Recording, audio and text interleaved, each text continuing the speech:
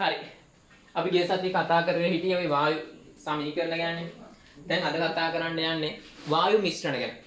සමීකරණ ඒ වගේ නියම ටික එහෙම මතකයිනේ. PV = nRT කිව්වා, බොයිල් නියම කිව්වා, චාල්ස් නියම කිව්වා, ඇවෝගාඩ්‍රෝ නියම ගැන කතා කරුවා නේද? ඊට පස්සේ දැන් අද කතා කරන්න යන්නේ වායු මිශ්‍රණය. වායු මිශ්‍රණයක් කියන්නේ මොකක්ද කියලා ඉස්සෙල්ලාම කතා කරන්න ඕන. වායු මිශ්‍රණයක් කියන්නේ වායු වර්ග එකකට වඩා වැඩියෙන් තියෙනවා. ඒ වගේම මොකද්ද? මේවා හොඳට මිශ්‍ර වෙලා තියෙන සමජාතීය වායු වර්ග කිහිපයකින් සමන්විත සමජාතීය වායුමය පද්ධතියට කියනවා වායු මිශ්‍රණයක් කියලා. හරි. ලියන්න මාතෘකාව වායු මිශ්‍රණ. වායු මිශ්‍රණ.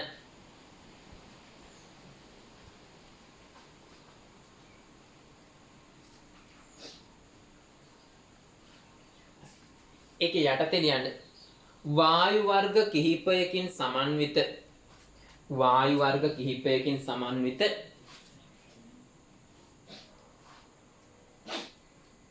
සමජාතීය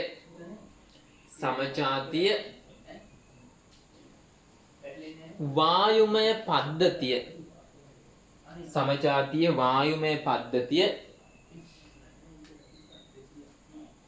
වායු මිශ්‍රණයක් නමින් හඳුන්වයි.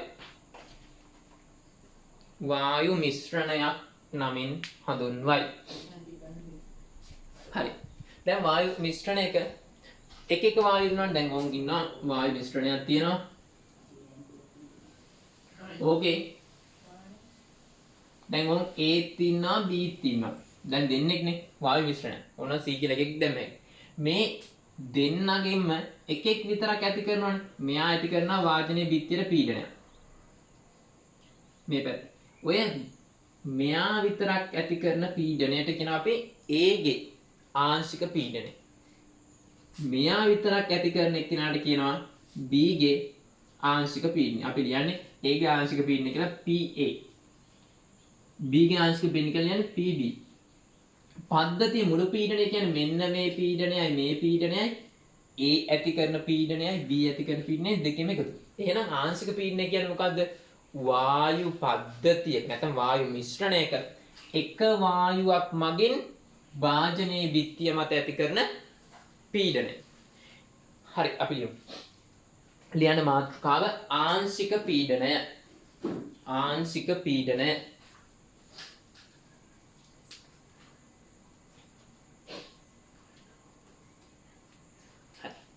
ඒක යටතේ ලියන්න වායු මිශ්‍රණයක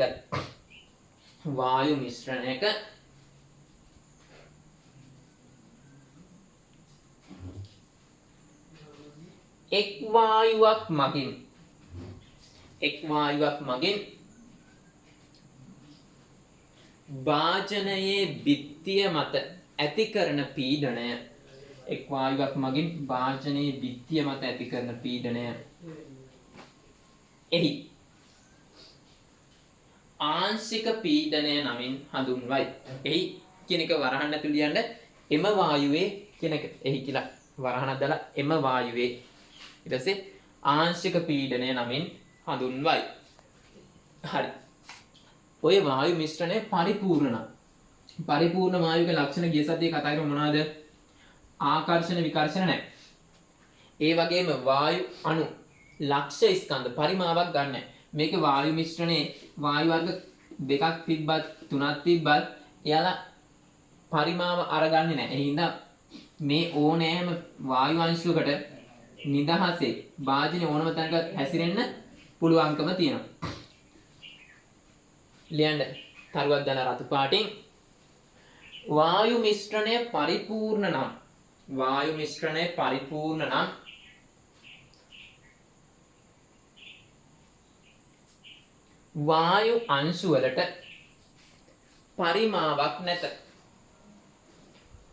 වායු අංශු වලට පරිමාවක් නැත.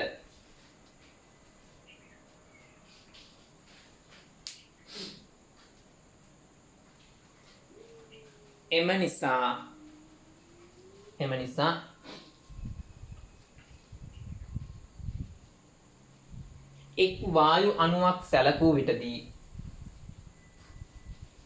එක් වායු අණුවක් සැලකූ විටදී එයට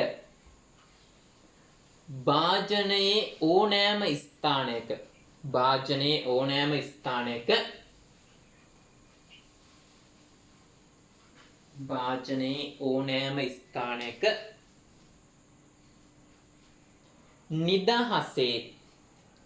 නිදහසේ චලනය විය හැක. නිදහසේ චලනය විය හැක.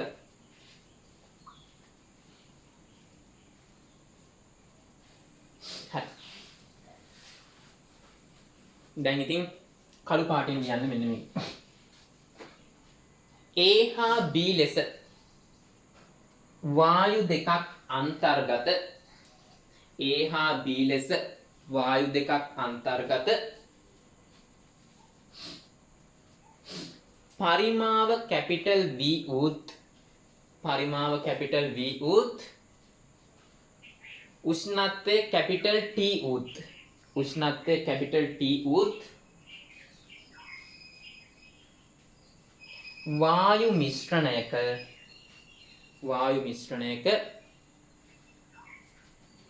කැපිටල් A වායුවේ ආංශික පීඩනය PA ද B වායුවේ ආංශික පීඩනය PB ද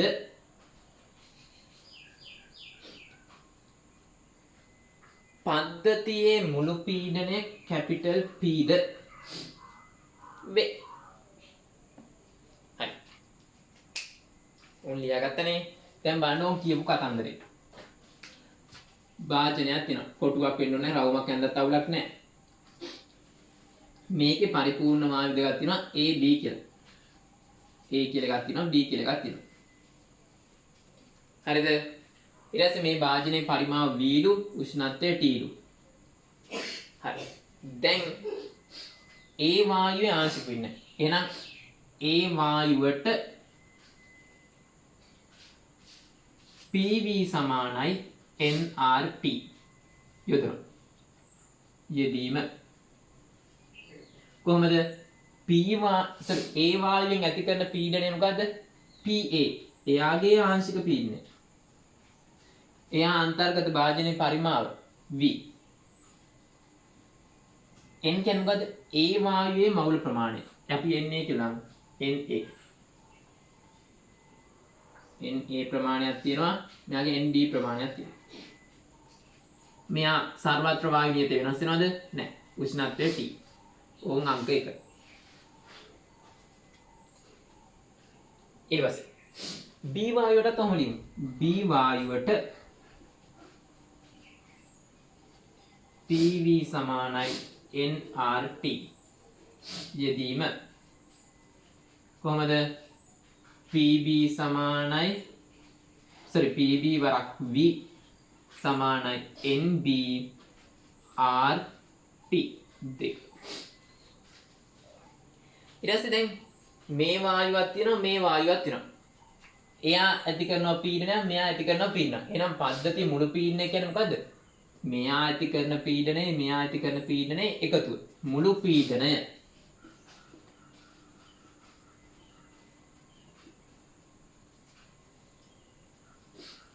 සලකා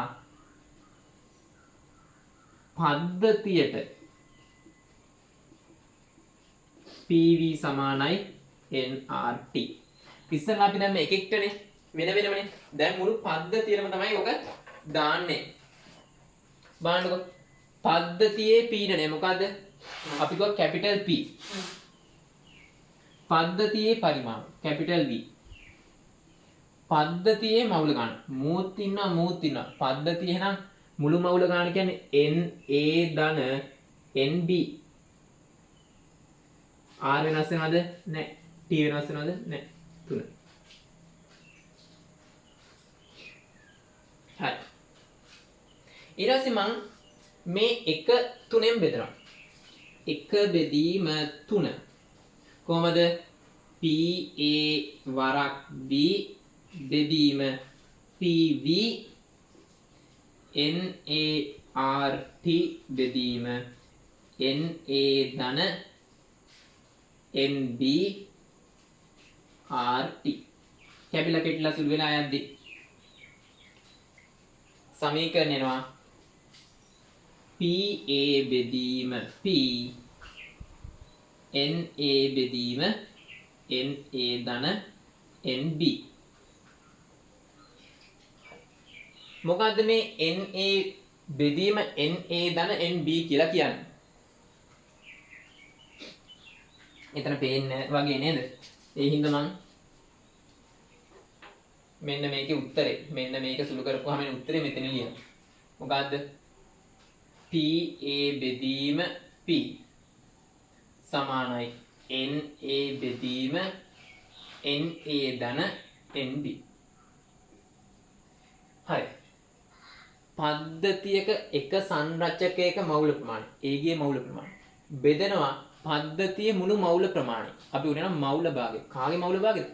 A ගේ මවුල භාගය. ඇයි A ගේ මවුල ප්‍රමාණය බෙදෙනවා පද්ධතියේ මුළු මවුල භාගය.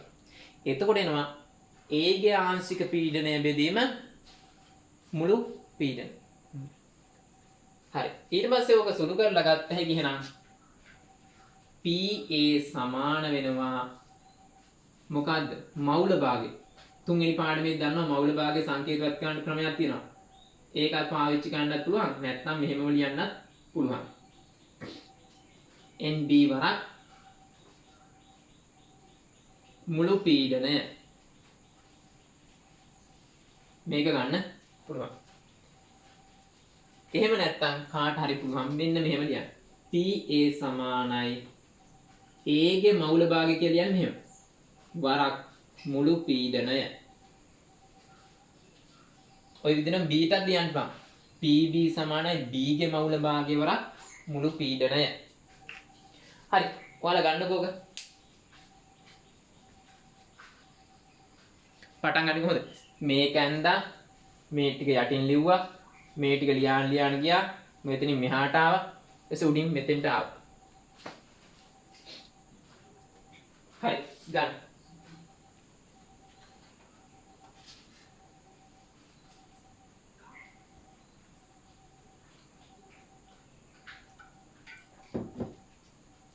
ස්ටොප් කරලා ලියන්න ඕනේ.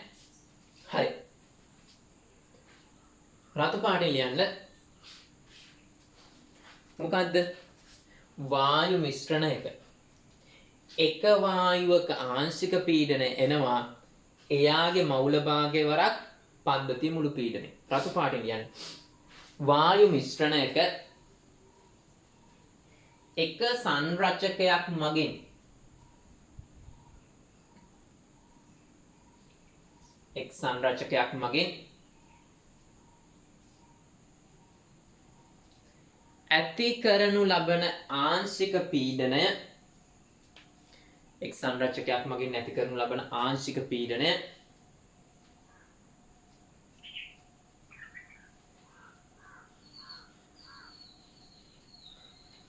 එම සංරචකයේ මවුල භාගයේත් මුළු පීඩනයේත්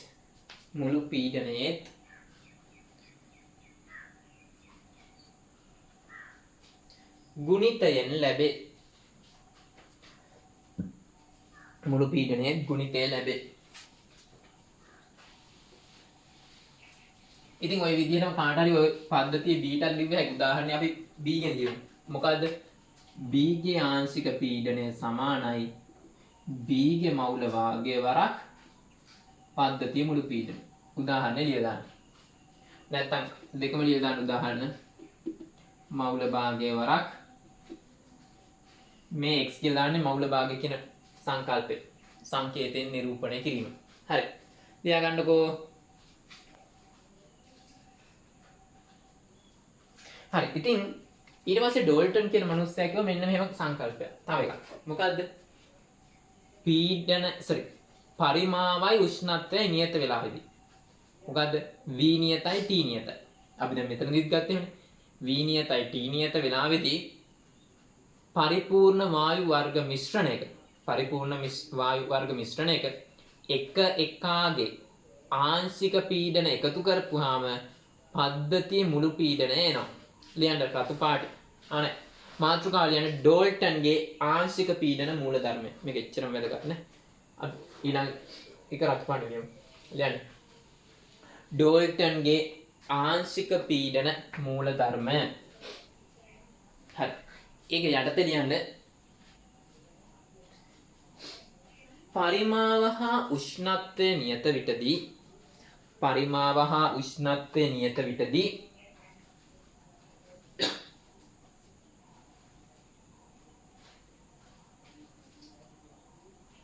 පරිපූර්ණ වායු වර්ග මිශ්‍රණයක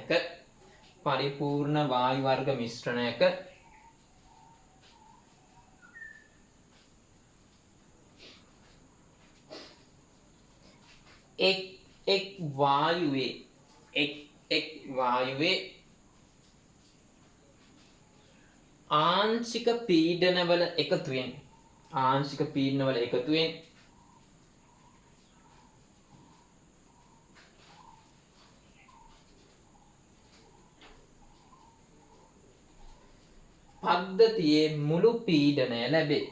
පද්ධතියේ මුළු පීඩනය ලැබේ. තේරෙන භාෂාවෙන් ලියුවොත් මොකද? මුළු පීඩනය P නැත්නම් PT ටෝටල් කියන්නේනේ. P ලියුවත් අවුලක් නැහැ. සමාන වෙනවා PA ධන PB.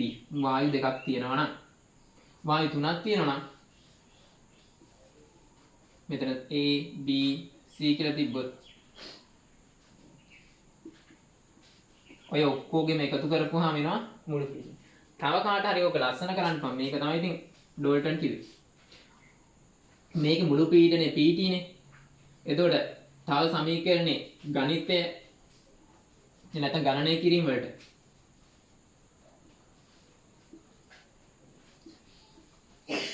මෙහෙම දාන්න.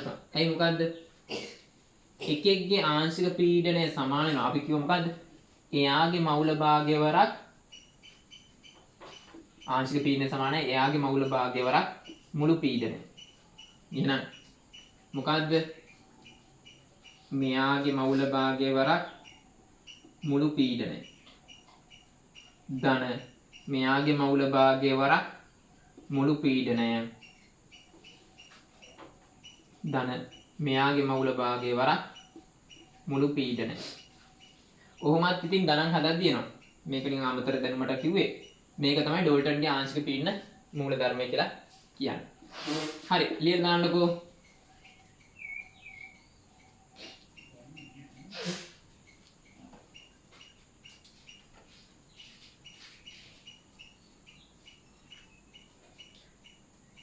වීඩියෝ එක නවත්තලා ලියන්න ඕන.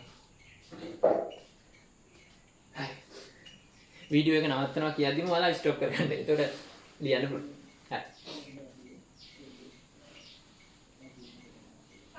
හරි. ඊළඟට ලියන්න මෙන්න මෙහෙම.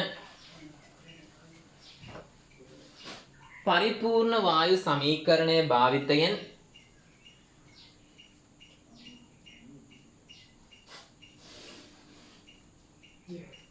පීඩන P කියලා ඉවතර P, V හා T කැපිටල් තුන් දෙනාම කැපිටල්.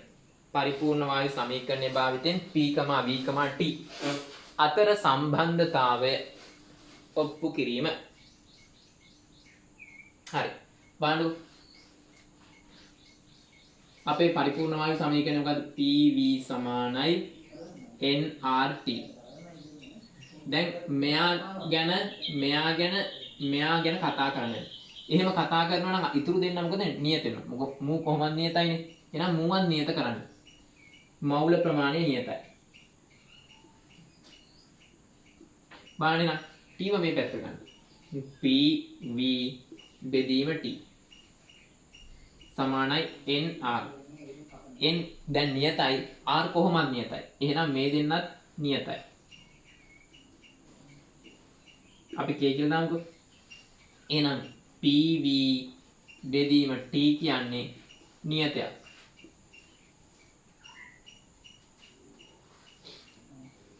හරි. ගන්න ඉතින්.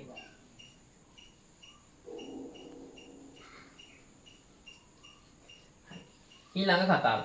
ඔයාලට ගානක් හදන්න උනොත් කොහොමද? අවස්ථා දෙකකට දානවා. අර ඉස්සරලා වගේ තමයි. හැබැයි මේකේ n නියතයි. මෙතන පීඩනය 1 පරිමාව 1 T මෙතන T2 V2 T2 මේ අවස්ථාවට දාපුවම P1 V1 බෙදීම T1 සමානයි නියතයක් 1 P2 V2 බෙදීම T2 නියත 1 සමානයි 2 P1 V1 බෙදීම T1 සමානයි T2 V2 බෙදීම T2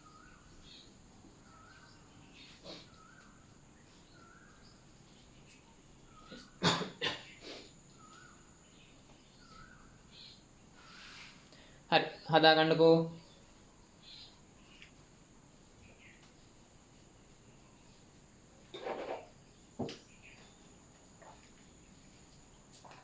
වීඩියෝ ස්ටොප් කරලා හදා ගන්න. හැබැයි ඒ කොයි වෙලාව නියත වෙලාවදී විතර. හරි. ඊට පස්සේ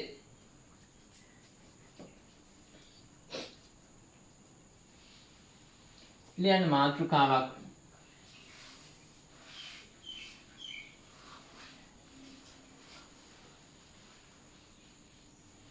දැන් ඔය පීඩනය ගැන අපි කතා කරේ ඒ වගේම වේගය ගැන කතා කරනවා. වේගය ගැන කතා කරද්දී මේ වායු අණුවක වේගය ගැන කතා කරද්දී පොඩි අවුලක් වෙනවා. මොකද්ද හේතුව? අපේ චාලක අණුක වාදයේ පළවෙනි එකෙම කියනවා වායු අංශු විවිධ වේග වලින් අහඹු චලිතයේ ඉදෙනවා. ඒතර වායු අංශු 10ක් ගත්තොත් 10 දෙනාගේ වේගය 10ක් වෙන්න පුළුවන්. අනිත් එක මොකද? බිත්තියත් එක්ක හැප්පෙනවා. හැප්පිලා ආපහු යනවා. වෙනස් වෙනවා. එතකොට දිශාව වෙනස් වෙනවා, වේගය වෙනස් වෙනවා, විශාලත්වය වෙනස් වෙනවා. හැමෝටම එකම වේගයක් නැහැ. අහඹු වේගනේ තියෙන්නේ. විවිධ වේගනේ තියෙන්නේ. එතකොට දැන් පොඩි අවුලක් තියෙනවා. දිශාව, විශාලත්වය ඔක්කොම වෙනස් වෙනවා. ඒ හින්දා වායුවක වේගය ගැන කතා කරද්දී අපි නිකන් එකෙක්ගේ වේගය ගැන කතා කරලා හරියන්නේ නැහැ. මධ්‍යන වේගයක් ගන්න ඕන. අපි උකනවා මධ්‍යක වේගය නැත්නම් මධ්‍යක ප්‍රවේගය. ප්‍රවේගය නම් හරියන්නේ නැහැ. වේගය තමයි හරි වචනේ. දැන් මාතෘකාව වායු අණුවක වේගය වායු අණුවක වේගය හරි ඒක අර්ථය ලියන්න චාලක අණුක වාදයේ පළමු කරුණට අනුව චාලක අණුක වාදයේ පළමු කරුණට අනුව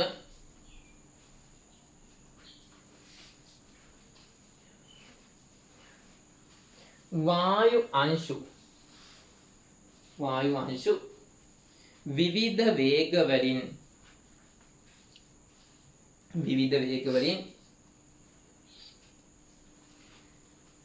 අහඹු චලිතයේ යෙදෙමින් පවතී.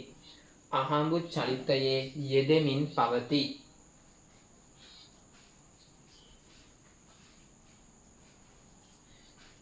අහඹු චලිතයේ යෙදෙමින් පවතී. එලෙසම වාජනයේ බිත්තිය සමග ගැටුම් ඇති කරගෙන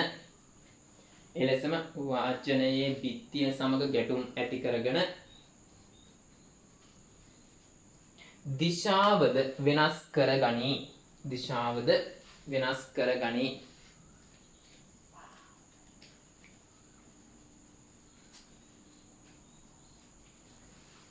ඉහත කරුණු නිසා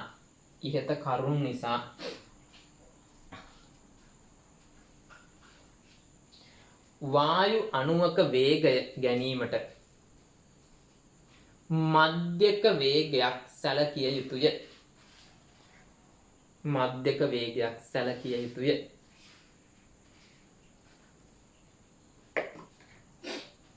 ලියන මාතෘකාව වායුවක මධ්‍යක වේගය මධ්‍යන වේගය වායුවක මධ්‍යන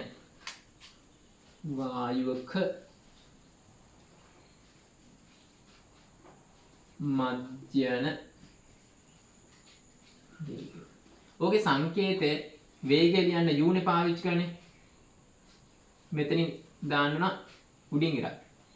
උනේ u බා. බා කියන්නේ මධ්‍යන කියන වචනේ තමයි ඔය උඩේ තියෙන ඉරෙන් කියවෙන්නේ. u බා කියලා තමයි අපි කියන්නේ. ඔය u බා නැත්නම් මධ්‍යක වේගය කියලා කියන්නේ දැන් ඕම් පද්ධතියක් තියෙනවා. ඔය පද්ධතියේ මෙතන වායු අංශු 1 2 3 4 කියා උන් අපි හිතමු n ගානක් තියෙනවා කියලා. මේ පළවෙනි එක අංශුවක් නේ කැපිටල් දාමු අපි. මෙයා 2 මෙයා තුන්වෙනි අංශුව ඔහොම ගිහින් 4 5 ගිහින් ඔහොම n ගානක් යනකම් වෙනවා. ඉතින් මෙන්න මේ එක එක අංශු වේග වෙනස්. මෙයා u1 කියමු. මෙයා u2 කියමු.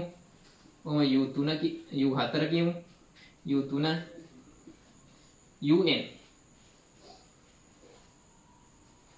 හරි. දැන් මධ්‍යන වේගයක් ගන්න කොහොමද? අපි ඔය ඔක්කොගෙම වේග එකතු කරනවා. එහෙනම් u බා සමාන වෙනවා එක එකාගේ sorry එක එකාගේ වේග එකතු කරනවා. එක පළවෙනි එකාගේ 2 3 කොහොම ඉතින් ඔක්කොම එකතු කරලා මෙතන තියෙනවා නම් n ගානක් n එකාට යනකල්ම එකතු කරනවා. n එකාට යනකල් එකතු කරලා මෙතන තියෙන අණු ගාන නැත්නම් මේ 1 2 3 4 කියලා වායු අංශු ගානේ බෙදන්න ඕන. ඕක තමයි මධ්‍යන වේගය කියලා කියන්නේ. මොකද්ද මධ්‍යන වේගය කියන්නේ? වායු පද්ධතියේ තියෙන එක අණුවේ වේග එකතු කරලා තියෙන අණු ගානෙන් බෙදුවාම එන අගය. ලියන්න ඒක යටතේ වායු පද්ධතියේ පවතින එක්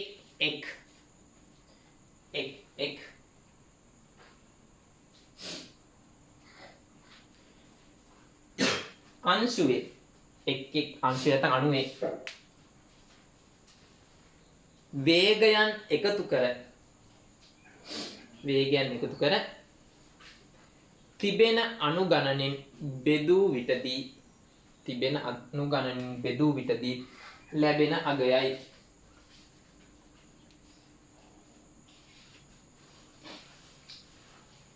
උදාහරණයක් ලියන්න. වායු පද්ධතියක අණු n ගණනක් ඇති විටදී අණු කිව්වත් අංශු කිව්වත් හරි අණු n ගණනක් ඇති විටදී කියලා කටුවට මේක ඇඳලා මෙන්න මේක ගන්න. මේක ඔක්කොම ඇඳලා පැටලෙනවනේ. කොහොමද දාපුවම ඇති.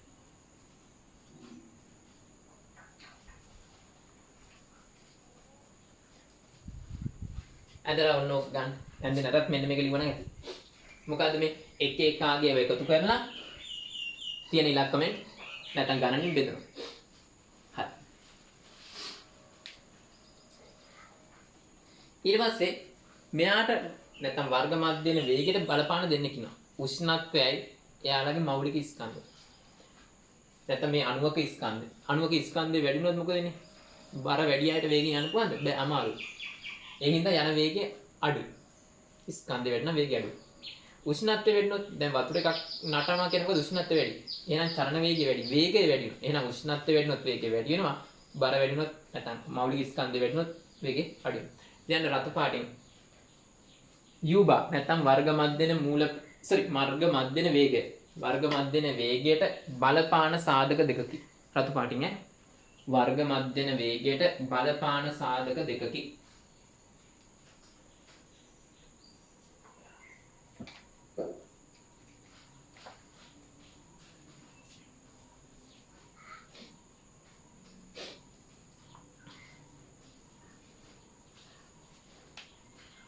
එක උෂ්ණත්වය 2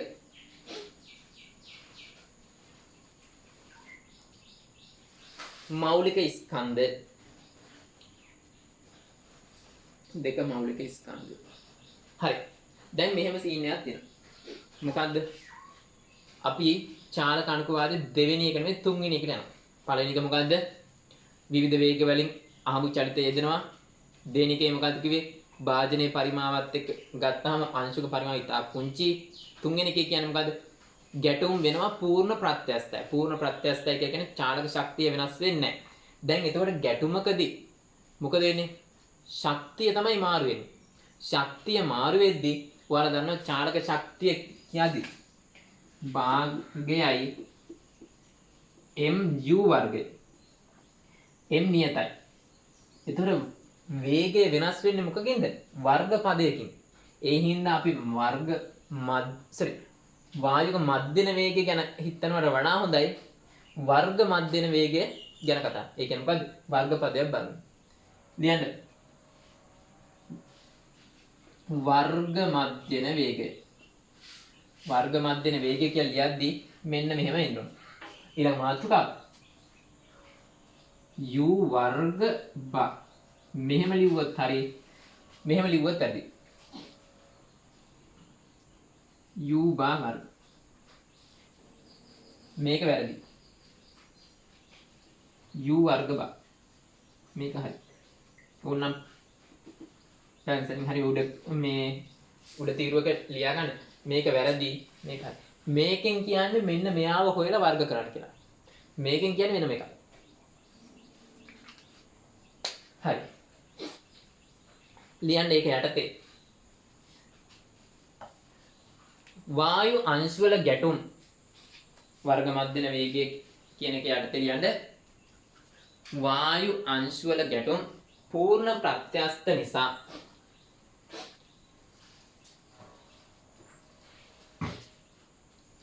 වායු අංශ වල ගැටුම් පූර්ණ ප්‍රත්‍යස්ත නිසා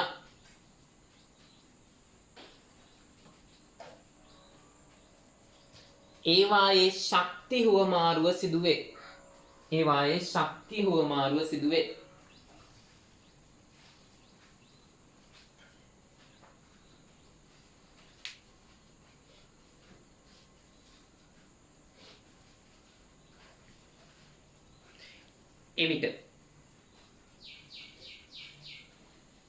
එවිට වේගය වෙනස් වන්නේ වර්ග පදවලිනි. වේගය වෙනස් වන්නේ වර්ග පදවලිනි. වරහණ ඇතුළේ ලියන්න. E සමානයි භාගයක් m u වර්ග නිසා. ඔක කිව්වම දන්න මොකද්ද මේ සීන් එකේ. E u වර්ගයට අනුලෝම නිසා. ඉවත් හරි. වර්ග පදවලිනි. එම නිසා මධ්‍යක වේගයට වඩා මධ්‍යන වේගයට වඩා නැත්නම් u බාට වඩා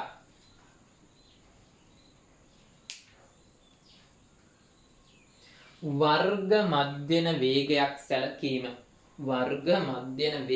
සැලකීම නිවැරදි වේ.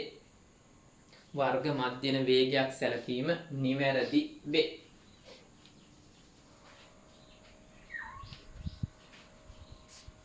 හරි. කොහොමද මේ වර්ග මධ්‍යන වේගය ගන්න කියලා දැන් කියලා දෙන්න. දැන් අපි කරන්නේ මේ එක එකාගේ වේගය වර්ග කරනවා. වර්ග කරලා තියෙන එකකින් බෙදනවා. බෙදපුවාම ඉන්නේ වර්ග මධ්‍යන වේගය. ලියන්න. තවත් වර්ග මධ්‍යන වේගය ලබා ගන්නේ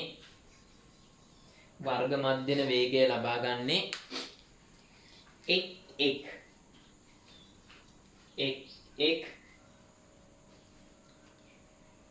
අංශුවේ වේගය වර්ග කර එක් අංශුවේ වේගය වර්ග කර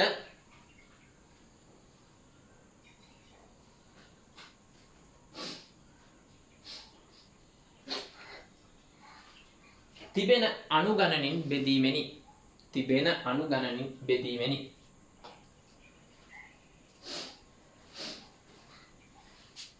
හරි ලියාගන්න.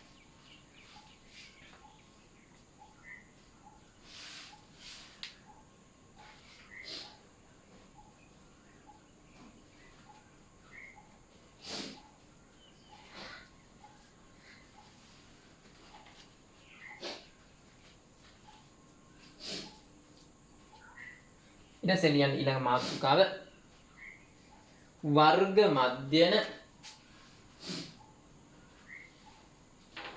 මූල වේගය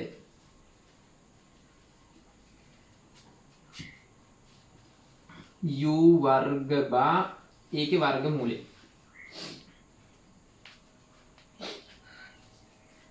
එහෙනම් මේකේ වර්ග මූල ගන්න නම් මොකද ගන්න ඕන? මේ පැත්ත වර්ග මූල ගන්න ඕන. නැත්නම් දෙකෙන් එකේ බලය බලන්න ඕන. ලියන්න. වර්ග මධ්‍යන මූල වේගය කියලා ඒක යටතේ. එනම් වර්ග මධ්‍යන වේගයේ වර්ග මූලයයි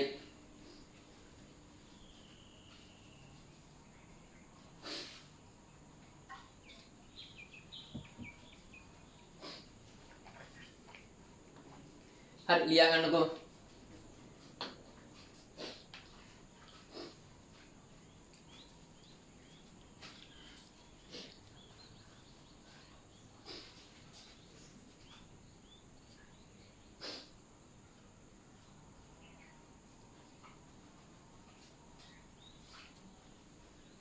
උන් එකත් හරි. දැන් ඊට පස්සේ අපි කතා කරන්නේ අලුත් දෙයක්.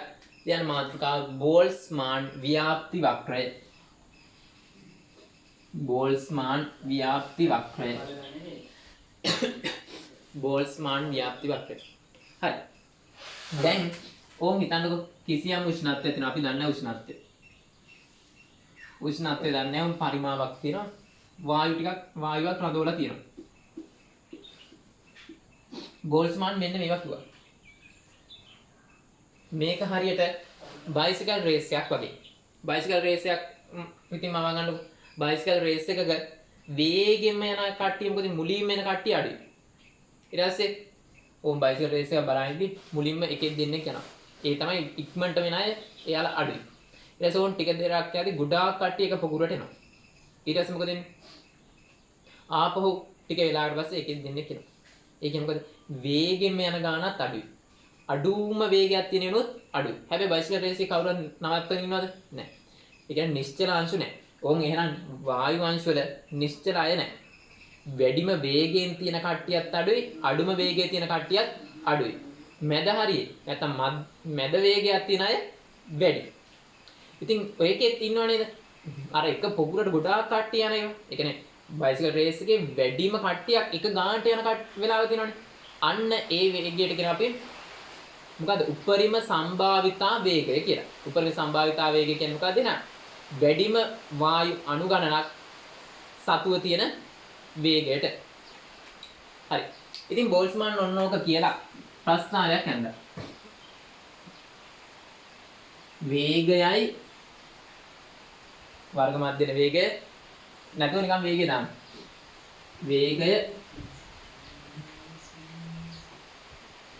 අනුභාගය. එන්නම් ප්‍රස්ථානේ මෙහෙම තියෙනවා.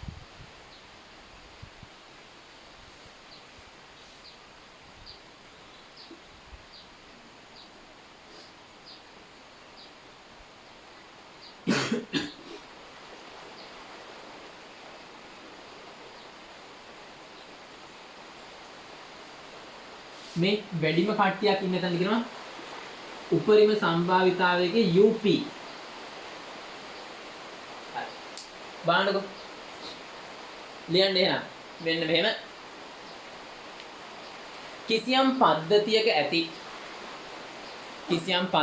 ඇති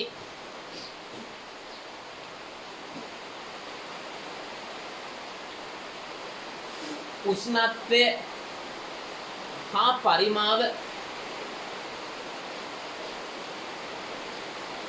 හා පරිමාව පිළිවෙලින් කැපිටල් T හා VU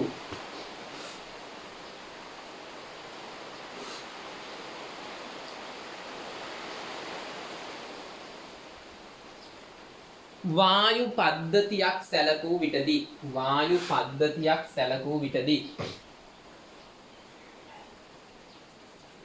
පද්ධතියක් සැලකූ විටදී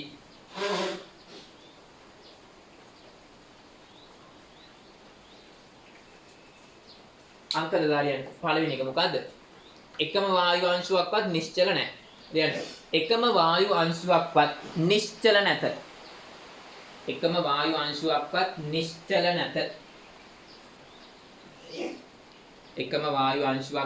නිශ්චල නැත.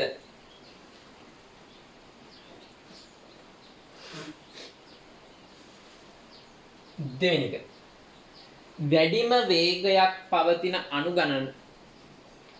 වැඩිම වේගයක් පවතින අණු ගණනද අඩුය නැත්නම් අඩු වේ.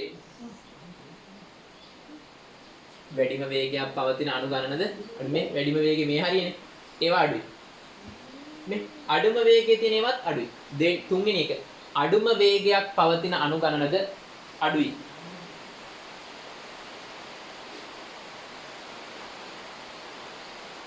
එතන වැඩිම අණු ගණනක් තියෙන කොයි හරියද?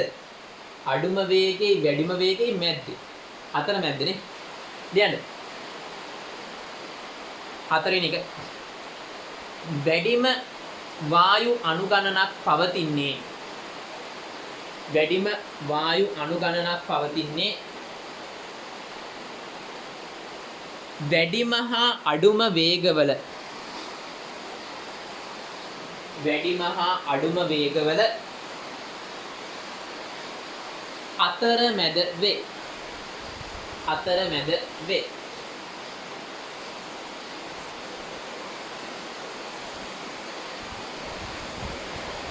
ඊළඟ තරුව අංකේ තරුව නෙමෙයි.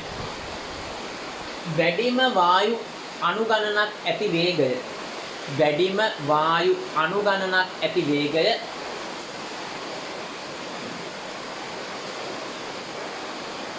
උපරිම සම්භාවිතා වේගය නම් වේ.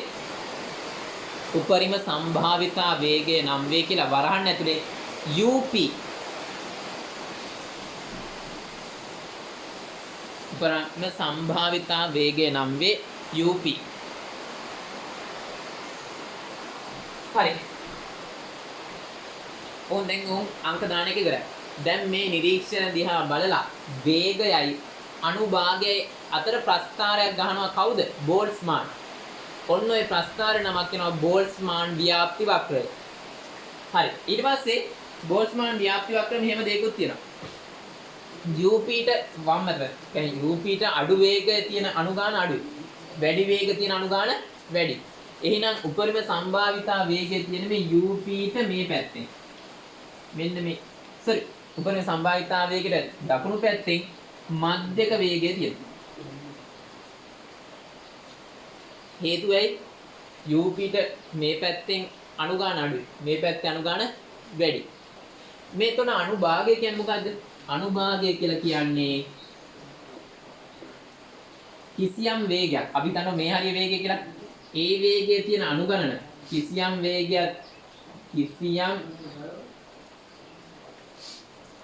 වේගයක් ඇති අණු ගණන බෙදෙනවා මුළු අණු ගණන. ඕක තමයි අනුභාගය කියලා කියන්නේ. එතකොට මේ බෝල්ට්ස්මාන් ව්‍යාප්ති වක්‍රයේ වර්ගඵලය කියන්නේ මොකද්ද? පද්ධතිය තියෙන මුළු අණු ගණන. හරි. ලියන්න. වායු පද්ධතියේ වේගය හා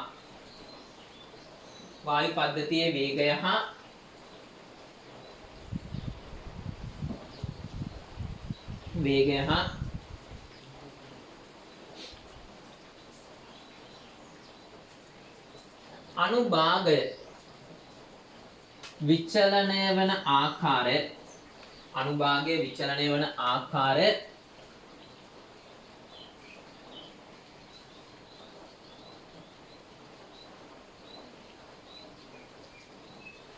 නිරූපණය කරන ප්‍රස්ථාරය බෝල්ට්ස්මාන් ව්‍යාප්ති වක්‍රය නම් වේ. හරි. මේක ඇඳලා මේකත් ලියා ගන්නකො.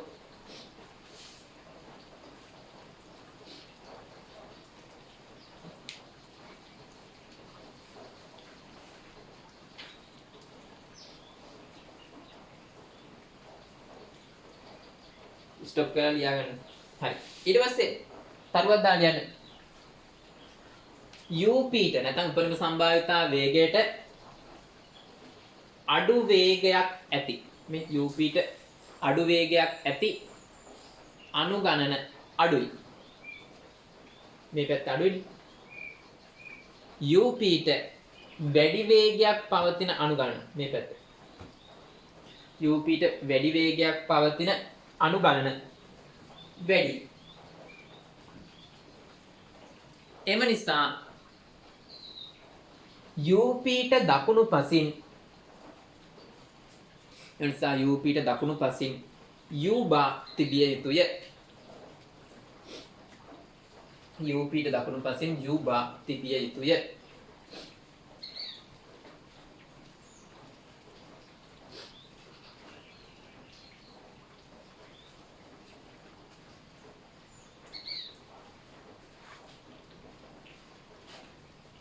හරි. තරවදලියන් ප්‍රස්ථාරයේ වර්ගඵලයෙන් ප්‍රස්ථාරයේ මුළු වර්ගඵලයෙන්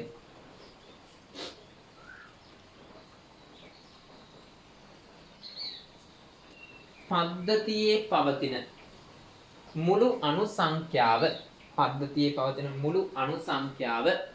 ලබාගත හැක. පද්ධතියේ පවතින මුළු අණු ගණන නැත්නම් සංඛ්‍යාව ලබාගත හැක.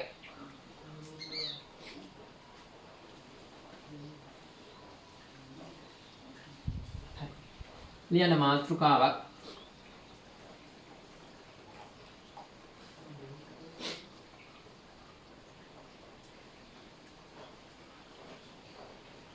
උෂ්ණත්වය සමග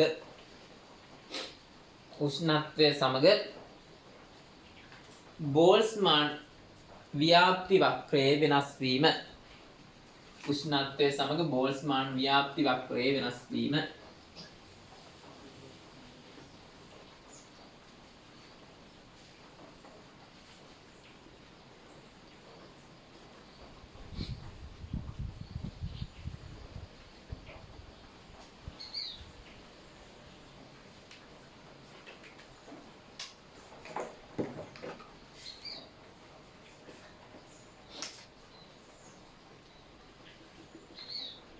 UP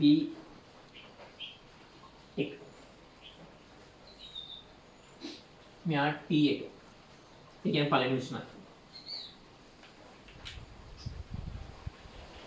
ඊට පස්සේ එයාගේ වර්ග මධ්‍යන වේගය මේ හැදුවා.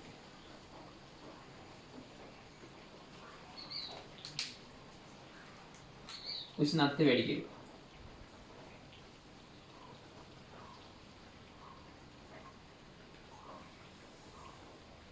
T2 UP2 U බා 2. හරි මොකද්ද වෙලා තියෙන්නේ මේ බලන්නකො.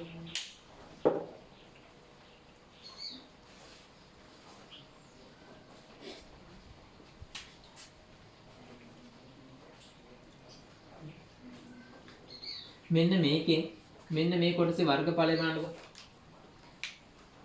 මෙන්න මේ UP ට මේ පැත්තෙන් තියෙන වර්ගඵලයයි මේ අවස්ථාවේදී UP ට මේ පැත්තෙන් තියෙන වර්ගඵලයයි මොකද වෙලා තියෙන්නේ?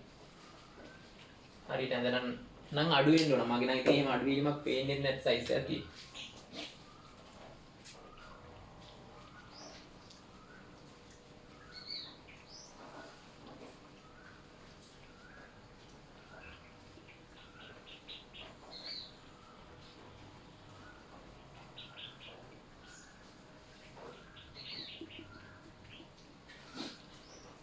දැන් හරි දැන් පේන.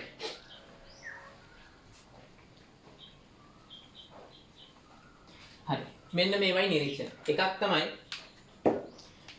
UP ට අඩුවෙන් තියෙන අණුගාන අඩු වෙලා. UP ට වැඩියෙන් තියෙන අණුගාන වැඩි වෙලා නිල් ප්‍රස්ථාරය.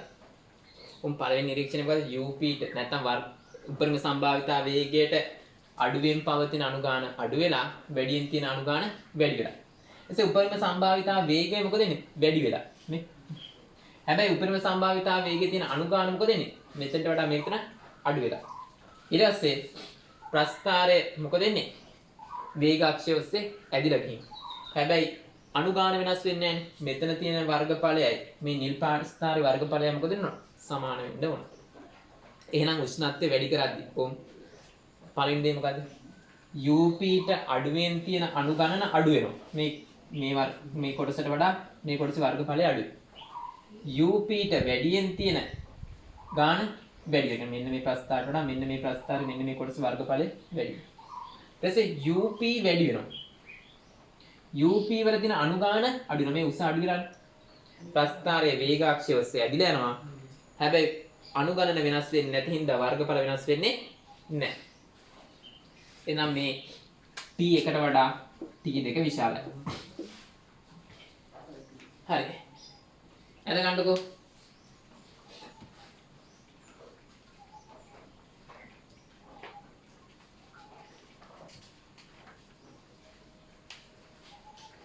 මාත්‍ර එන්න.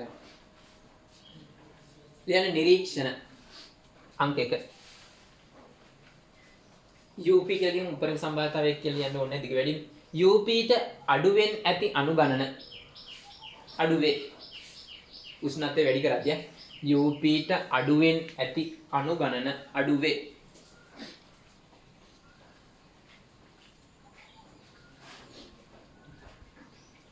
UP ට වැඩියෙන් ඇති අනුගණන වැඩි වේ. UP ට වැඩියෙන් ඇති අනුගණන වැඩි වේ.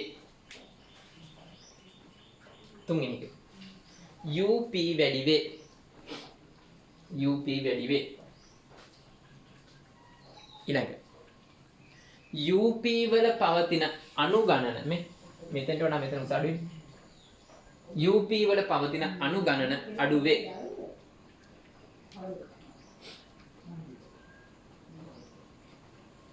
ප්‍රස්ථාරය වේග අක්ෂය ඔස්සේ ප්‍රස්ථාරය වේග අක්ෂය ඔස්සේ ඇදී යාම සිදුවේ.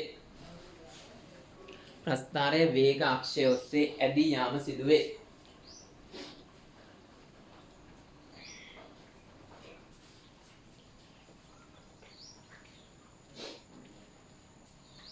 අනිත් එක. නමුත් අනුගණන වෙනස් නොවන නිසා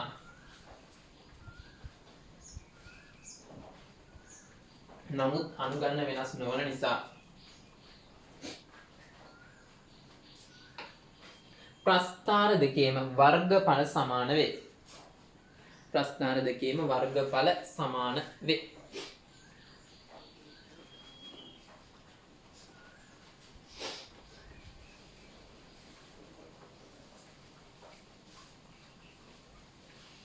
හරි.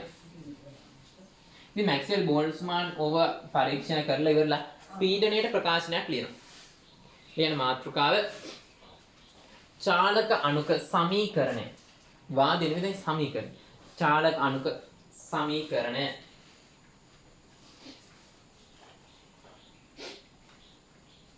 හරි. ඉතින් මේ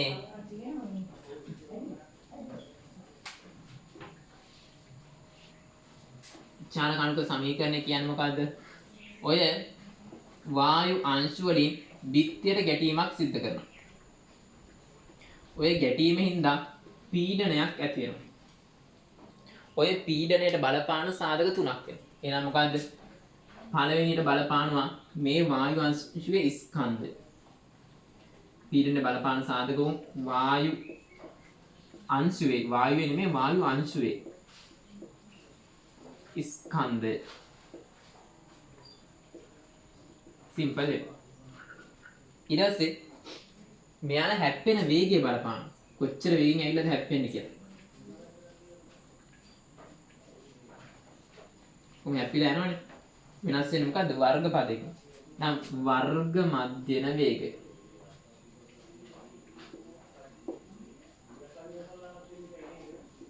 වර්ග මධ්‍යන වේගය. U වර්ග බා. ඊළඟට බලපානවා මේ ඒකක පරිමාවක් අස්සේ. මෙහෙම ඒකක පරිමාවක් ගත්තාම ඕකේ අණු කොච්චරක් ඉන්නවද? ඒකක පරිමාවක අණු ගණන බලපානවා. ඒකක පරිමාවක අණු ගණන කැපිටල් N පරිමාව V. ඉතින් බෝල්ට්ස්මාන් නැත්නම් මැක්ස්වෙල් බෝල්ට්ස්මාන් කිව්වා මෙන්න මෙහෙම. බලපානවා පීඩනයට ස්කන්ධය ඒකක පරිමාවක අනුගණන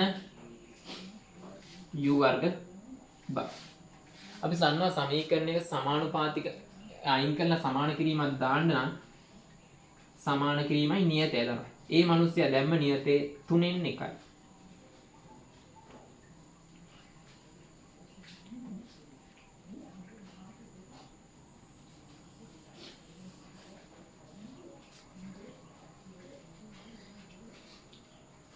හරි. ඔන්න ඕක තමයි සමීකරණය. ඉතින් මේක මතක තියාගන්න ලේසි ක්‍රමය. ඕක නෙමෙයිනේ. ඕක නිකන් කියවන්න අමාරුයිනේ. ඉතින් මම මතක තියාගන්න ලේසි ක්‍රමය තමයි PV සමානයි 3න් 1යි n m u වර්ග බ. එක ගානට ගලාගෙන යන සමීකරණය තමයි මේක. මේක තමයි එයා ඔප්පු කරුවේ. ඒකට ඒක මතක තියාගන්න ටිකක් අමාරුයි. මෙහෙම කිව්වම PV සමානයි 3න් 1යි n m u වර්ග බ. ready listen. ලියන්න. දැන් මැක්ස්වෙල් බෝල්ට්ස්මාන් විසින්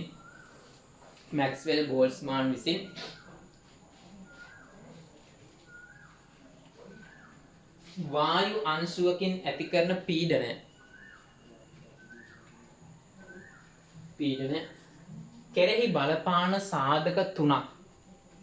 කෙරෙහි බලපාන සාධක තුනක් අධ්‍යයනය කිරීමෙන්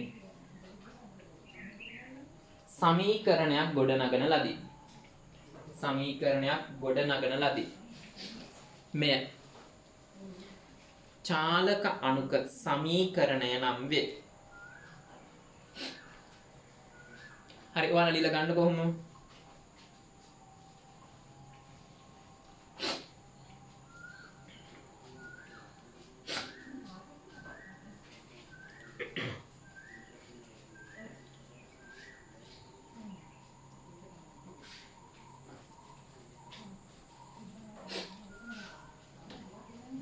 ස්ටොප් කරලා ලියන්න.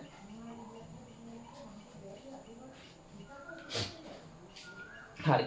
ඊට පස්සේ දැන් ඔය වගේම පස්සේ කාලේ ගත්ත මෙහෙම මධ්‍යන චාලක ශක්තිය. දැන් u වර්ග භාගයෙන් එන චාලක ශක්තිය කියන මොකද්ද? වායු අංශුවක වායු වීම නෙමෙයි. දැන් වායුව කිව්වහම ගොඩක් තියෙනවනේ. අපි ඒක ඇඳලා බලමු.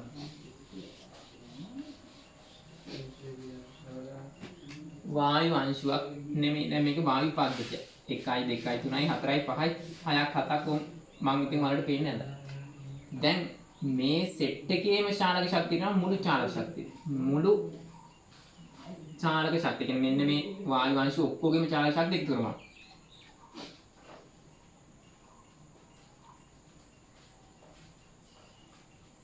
හැබැයි මේ එකෙක් විතරක් ගත්තොත් ඒකගේ චාලක ශක්තිය දෙනවනේ. ඒතර වායු අණුවක චාලක ශක්තිය.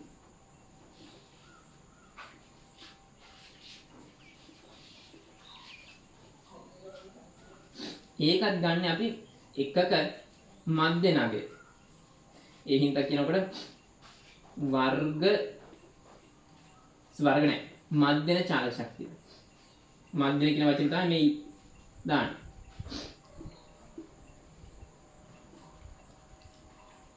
මේකට අපි සංකේතවත් කරන්නේ E. ඒ කියන්නේ මොකද්ද? මධ්‍යන චාලක ශක්තිය ඔක්කොගෙම එකතු. තේරෙන භාෂාවෙන් කිව්වොත් මධ්‍යන චාලක ශක්තිය සියල්ල එකතුව.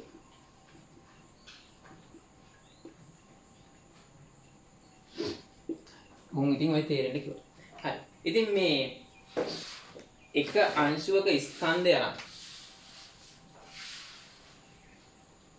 E භාගත් හැකි මෙහෙම. භාගයයි එක අංශුවක ස්කන්ධය වරක් එයාගේ වර්ග මධ්‍යන ප්‍රවේගය නැත්නම් වේගය. ලියන්න. වායු අණුවක මධ්‍යන චාලක ශක්තිය වර්ග කතාව නැහැ. මධ්‍යන චාලක ශක්තිය E බානම් නෙමෙයි E බානම්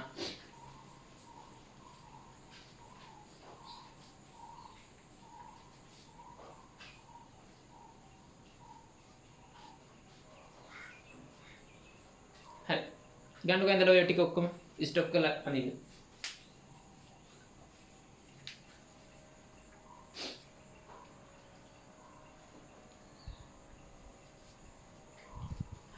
දැන් ඊට පස්සේ මේ බලන්නකො ටිකට කලින් ගත්තා මෙහෙම සමීකරණ PV සමානයි 3න් 1යි nmu වර්ග බා. බලන්නකො මෙන්න මේ nmu වර්ග බා කියන එක මෙන්න මෙතනක් තියෙනවානේ. එහෙනම් මේ සමීකරණය මෙන්න මේ සමීකරණය මම හැදුවා තව එකක්. මෙන්න මෙයාගේ මේක තියෙන හින්දා මෙයාගේ මේක තියෙන හින්දා මම මෙයාගේ මේ පැත්ත ගුණ කරනවා. එහෙනම් 2ක් e බා සමානයි mu වර්ග බා. ठीक මෙයා දෙක. එහෙනම් එකට දෙකට එකෙන් ආදේශයක් දෙමයි. දෙකට එකෙන් කොහොමද PV සමානයි 3n mu වර්ග බා වෙනුවට දානවා 2ක් e බා. හරිද? 2ක් e බා දැම්මා. මෙන්න මේ පදේ මෙයාගෙන් හදාගත්තා. ඊට මේ පදේ වෙනුවට මෙයා ආදේශ කරුවා. ඊට පස්සේ මේකේ PV දෙක බෙදීම 3යි ne බා. හරි. E කියන්නේ මොකද්ද? එකෙක්ගේ චාලක ශක්තිය. ඒක මුළු අනුගණනයෙන් ගුණ කරුවොත් මේකේ අනුගණන එන්න එකෙක්ගේ චාලක ශක්තිය මුළු අනුගණනයෙන් ගුණ කරුවොත් අපිට එන්නේ මොකද්ද? පද්ධතිය මුළු චාලක ශක්තිය. එහෙනම් මෙන්න මේ පදේ වෙනුවට දැම්ම හැකි E මුළු චාලක ශක්තිය. ඒ හින්දා PV සමානයි 2 බෙදීම 3යි ne වෙනුවට දැම්මා කැපිටල් E. E උක්ත කෙරුවොත් හැදෙනවා මුළු චාලක ශක්තිය සමානයි 3 බෙදීම 2ක් PV. මේක එහෙමම යනවා ෆිසික්ස් වලත් පාවිච්චි වෙන සමීකරණයක් කෙමිස්ට්‍රි වලත් තියෙනවා. ඕ මුළු චාලක ශක්තිය ගන්න සමීකරණය. දැන් වායු පද්ධතියේ මුළු චාලක ශක්තිය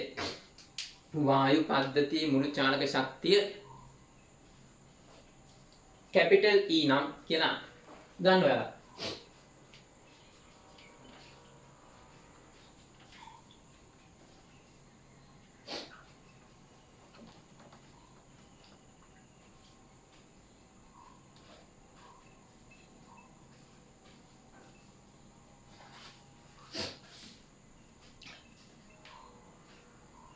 අර අලුතෙන් එකතු වෙච්ච කරුණු ටිකක් දියා ගන්න අරගෙන. නැත්නම් ඔක කොහොම වැඳ ගන්න උතන.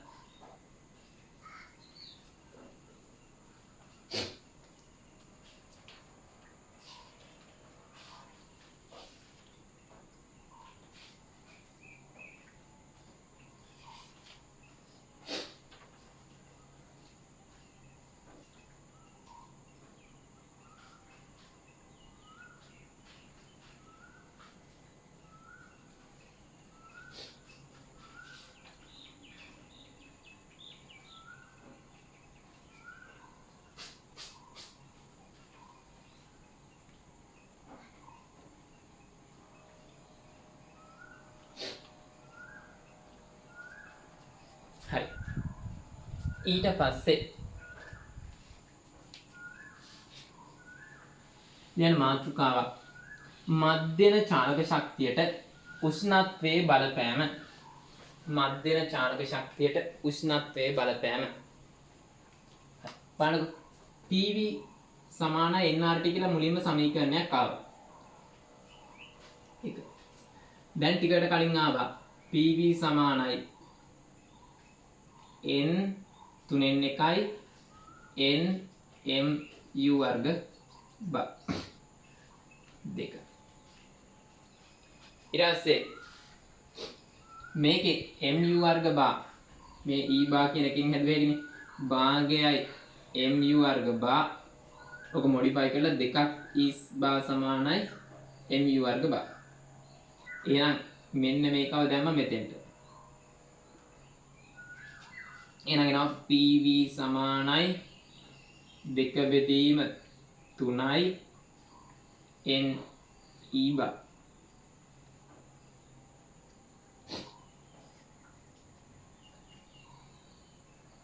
හරි 3යි. දැන් ඊට පස්සේ මේ සමීකරණේ දෙපැත්තෙම PV තියෙනවා. එක පැත්තක PV තියෙනවා. එහෙනම් 1 සමානයි 2. නම් nRT සමානයි 2 බෙදීම 3ක් NE බාර. මේ අනුගණන. ඊට පස්සේ අපි රසායනික ගණනයේදී ගන්නවා මෙහෙම. මේ පැත්තට මම යනවා. අනුගණන සමානයි මවුල ගණන වරක් ඇවගාඩ්‍රෝ නියත. එහෙනම් මෙතන n තියෙනවා. එහෙනම් මෙයාවත් හදු හැකි. n වෙනුවට කැපිටල් N බෙදීම ඇවගාඩ්‍රෝ සංඛ්‍යාව. මේ L කියන්නේ ඇවගාඩ්‍රෝ නියත.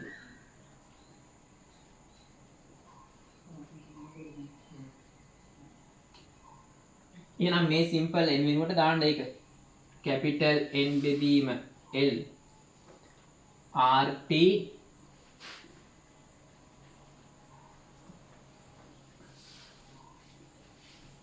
මේ n ට මේ n කැපෙනවා.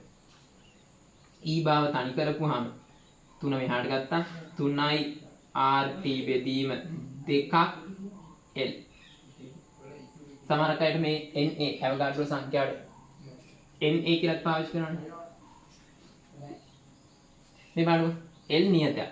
3 බෙදීම 2යි කියන්නේ නියතාගයක්. නියතයක්. L 6.02 ගුණ කිරීම 10/23යි. නියතයි. R කොහොමද නියතයක්? එහෙනම් වායුවක මධ්‍යන චාලක ශක්තිය රඳා පවතින කවුරු මත විතරද? E බා අනුලෝම වෙන්නේ මේක රතු පාටින් T ට විතරයි. මොන T ද? තාප ගතික උෂ්ණත්වය. T තාප ගතික උෂ්ණත්වය.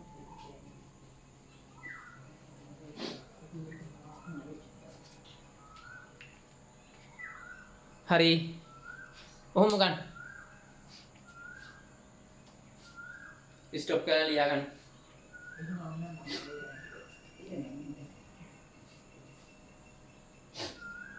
ඒකලා ලියන රතු පාටින්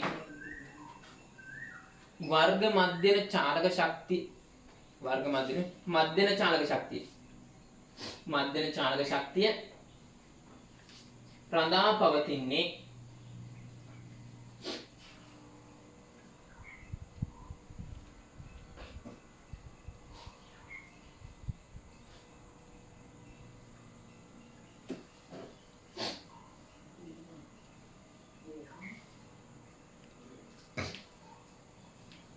තාප ගතික මේ රඳා පවතින උෂ්ණත්වයේ මත පමණි. එය තාප ගතික උෂ්ණත්වයට අනුලෝම වේ. රඳා පවතින උෂ්ණත්වයේ මත තාප ගතික උෂ්ණත්වයට අනුලෝමයි. හරි. ඊළඟ එක. කියන මාතෘකාව වර්ග මධ්‍යන ප්‍රවේගය වර්ග මධ්‍යන වේගය රඳා පවතින සාධක අධ්‍යයනය කිරීම. වර්ග මධ්‍යන වේගය රඳා පවතින සාධක අධ්‍යයනය කිරීම.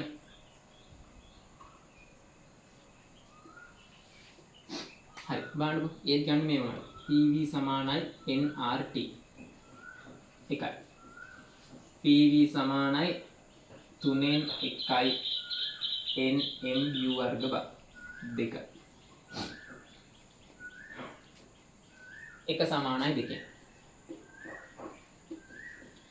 nRT 3න් 1යි nmu වර්ග බා. ඉස්සෙල්ලා ගත්තේ මේ දෙන්නාව. දැන් මම ගන්නවා මේ දෙන්නාව. මේ වායු අනුගණන ගුණ කිරීම වායු අංශුවක ස්කන්ධය නැත්නම් වායු අංශු ගණන ගුණ කිරීම වායු අංශුවක ස්කන්ධය. එනවා මොකද්ද? මුළු ස්කන්ධනේ. මුළු ස්කන්ධය.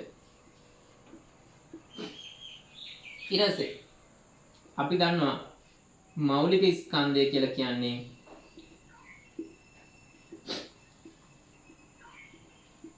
මුළු ස්කන්ධය බෙදෙනවා මුළු මවුල ප්‍රමාණය. මුළු ස්කන්ධය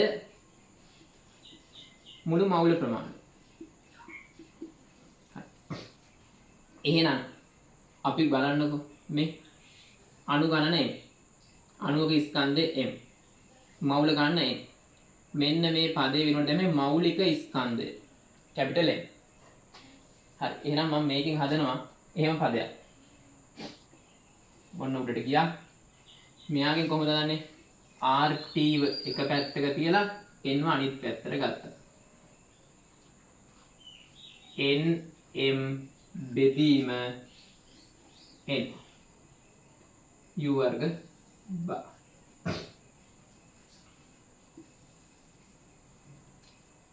මෙන්න මේ පදේ වෙනුවට දැන් මගේ කැපිටල් M. එහෙනම් 3ක් RT මම මුව ගත්තා. කැපිටල් M මෞලික ස්කන්ධ වර්ග මධ්‍යන වේ. එහෙනම් වර්ග මධ්‍යන වේගය එනවා 3ක් RT බෙදීම වර්ග මධ්‍යන මූල එක එනවා 3ක් RT බෙදීම M වල වර්ග.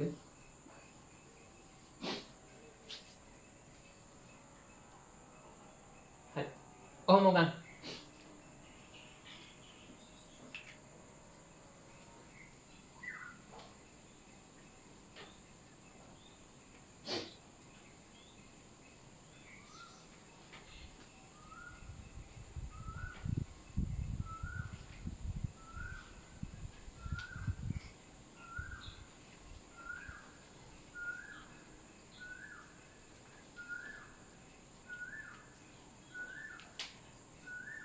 හරි.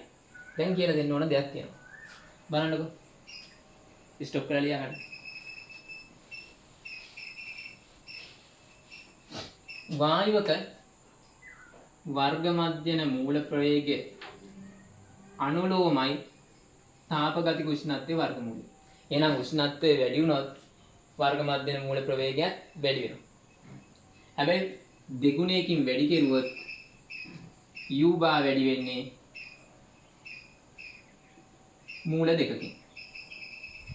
මොකද කියන්නේ T වැඩි කෙරුවොත් උෂ්ණත්වය දෙගුණයකින් වැඩි කෙරුවොත් වර්ග මධ්‍යන මූල වේගය මූල දෙකකින් තමයි වැඩි වෙන්නේ. හැබැයි කොහොම හරි වැඩි වෙනවා.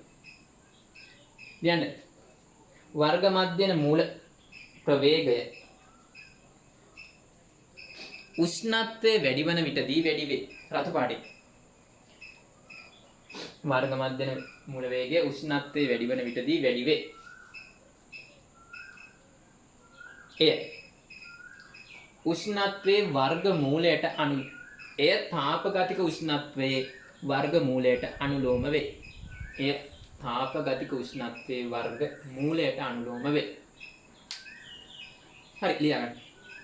මේක ෆිසික්ස් වල අහන ප්‍රශ්නයකුත් තියෙනවා අතන. කියලා දෙන්නම්කෝ. හරි. ඊට පස්සේ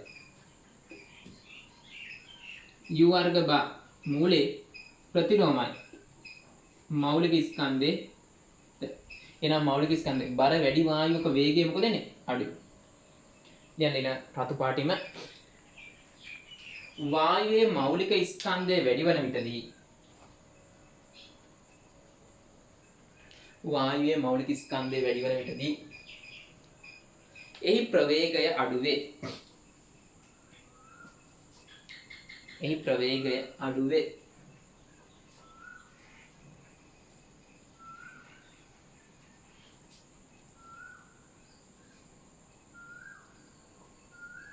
මේක ලියා ගන්න. ඉතින් මේ ඔක මතක තියාගන්න ෆිසික්ස් වල තුන් ගහනක මධ්‍යන චාලක ශක්තිය රඳා පවතින්නේ උෂ්ණත්වය මත විතරයි. වර්ග මධ්‍යන මූල ප්‍රවේගය නැත්නම් වායුක වේගය රඳා පවතින්නේ උෂ්ණත්වයයි එයාගේ මෞලික ස්කන්ධයයි දෙකම මත. ෆිසික්ස් වල අහන ප්‍රශ්න තමයි මොකද්ද? වෙනස් වායු තියෙනවා එකම උෂ්ණත්වයක. අදහස් ඉදිරිපත් කරන්න කියලා නේ ABC ප්‍රශ්න වල තියෙනවා මොකද්ද? චාලක ශක්තිය සමානයි. මධ්‍යන චාලක ශක්තිය කියලා කියන්නේ නැහැ. මධ්‍යන චාලක ශක්තිය සමානයි. ඊට පස්සේ වේගය මොකද වෙන්නේ? වෙනස්. හරි. ලියා ගන්නකො. හරි. ඔන්න දැන් අපි මේ කොටසත් ඉවරයි.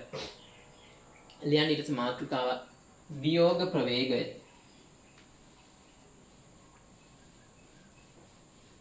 වියෝග ප්‍රවේගය කියලා කියන්නේ ග්‍රහ වස්තුවක ගුරුත්වාකර්ෂණ දැන් පෘථිවිය කියලා හිතන්නකෝ. ස්කන්ධයෙන් හරේ ආර. ග්‍රහ වස්තුවක ගුරුත්වාකර්ෂණය මිදිලා අනන්තයට යන්න ඕන කරන වේගය නැත්නම් අනන්තයට යන්න දෙන්න ඕන වේගයට කියනවා වියෝග ප්‍රවේගය කියලා. ඉතින් ඔකට අපි දාන්නේ ශක්ති සංස්ථිතිය. මෙතන තියෙනවා mgr. මෙතෙන් ඉඳන් මෙතෙන්ට.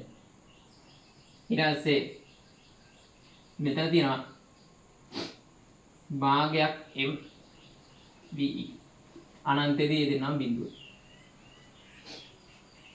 m තෙම් කැපිලා ගිහින් ve එනවා 2ක් gr.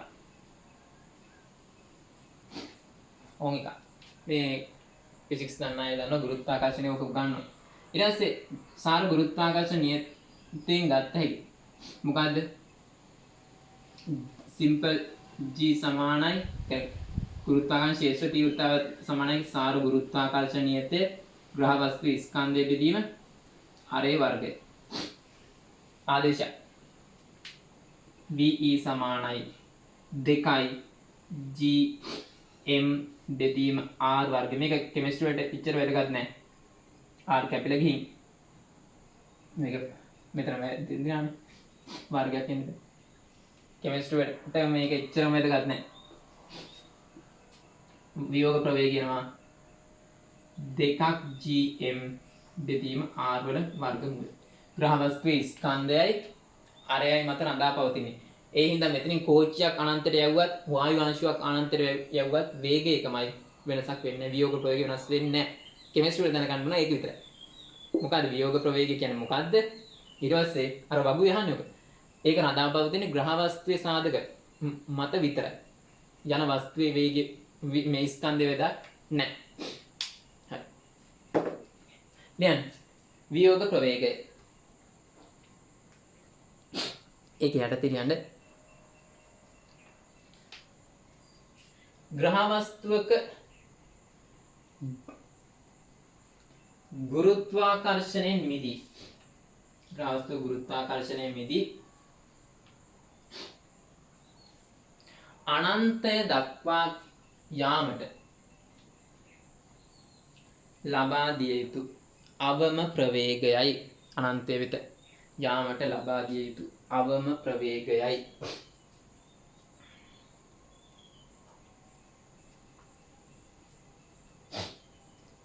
ඒ රඳා පවතින්නේ ග්‍රහ වස්තුවේ අරය හා ස්කන්ධය මත පමණි. ඒ රඳා පවතින ග්‍රහ වස්තුවේ ස්කන්ධය හා අරය මත පමණි. රතු පාටින් ඉතුරු ටික ගමන් කරන වස්තුවේ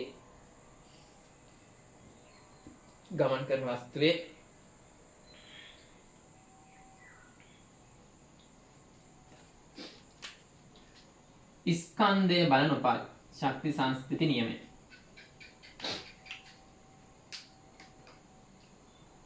හරි. මේක ලියලා දාන්න ලොකු වැදගත් දෙයක් නෙමෙයි ඈ මේක.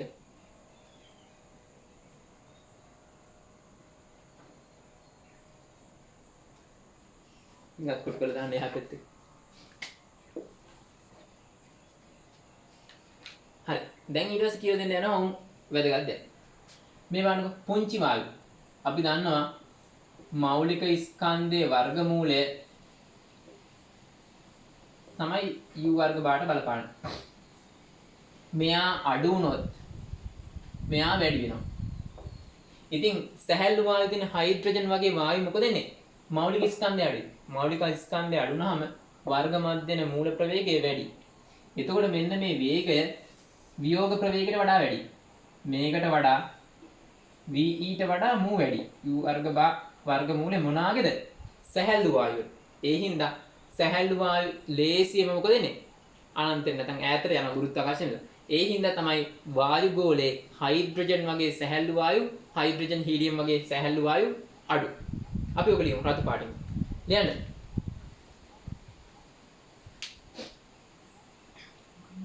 ලියන්න මෙන්න මෙහෙම ලියන්න. සැහැල්ලු වායු වල සැහැල්ලු වායු රතු පාටින් සැහැල්ලු වායු වල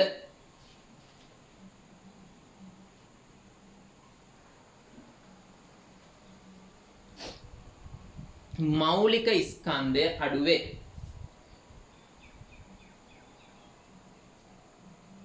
සැහැල්ලු වායු වල මෞලික ස්කන්ධය අඩු වේ.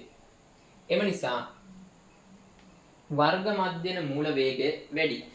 වර්ග මධ්‍යන මූල වේගය වැඩි. ඕන මේක ලියන්න.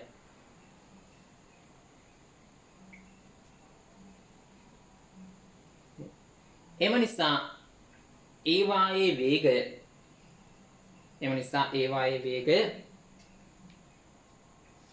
වියෝග ප්‍රවේගය ඉක්මවන නිසා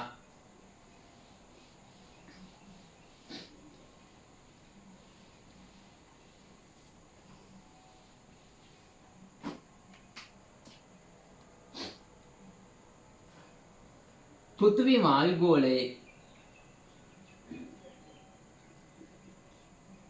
හයිඩ්‍රජන් හීලියම් වැනි සැහැල්ලු වායු අඩුවේ. වැඩිපුර තියෙන බර වායු මොනවාද? නයිට්‍රජන් 78ක් විතර තියෙනවා.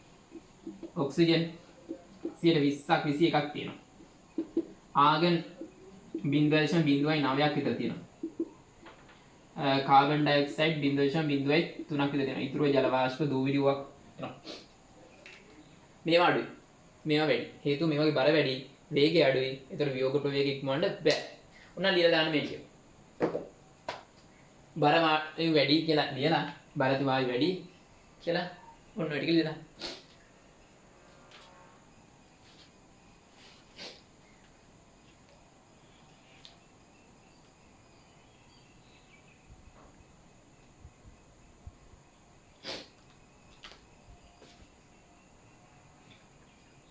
හරි ඔන්න අද දවසට ඉවරයි.